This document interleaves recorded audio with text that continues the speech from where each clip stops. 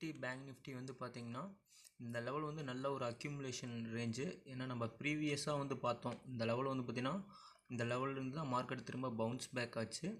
இதை வந்து பார்த்திங்கன்னா நீங்கள் ஃபியூச்சர் சார்ட் போனீங்கன்னா தெரிஞ்சுக்கலாம். இந்த ஃபியூச்சர் சார்ட்டில் ஆல்ரெடி இங்கே தான் கேப் அப் ஆகி நல்ல ஒரு பையிங் வந்து வந்தது இந்த லைன். ஸோ திரும்ப அந்த லெவலில் வந்து பார்த்தீங்கன்னா டெஸ்ட் பண்ணிடுச்சு. ஸோ இனி வந்து பார்த்தீங்கன்னா இந்த இடத்துல வந்து பார்த்தீங்கன்னா நம்ம வந்து செல்லிங் சைட் போகிறதுக்கு கொஞ்சம் யோசிங்க. ஏன்னா மார்க்கெட் வந்து பார்த்திங்கன்னா இங்கேருந்து பவுன்ஸ் பேக் ஆனாலும் ஆயிடலாம். ஸோ பேங்க் நிஃப்டி அதே தான், நீங்கள் ஃபியூச்சர் சார்ட் பார்த்தீங்கன்னா தெரியும். ஸோ எகைன் அந்த கேப் அப் வந்து பார்த்தோன்னா ரீட்ரேஸ்மெண்ட் கொடுத்துட்டோம்.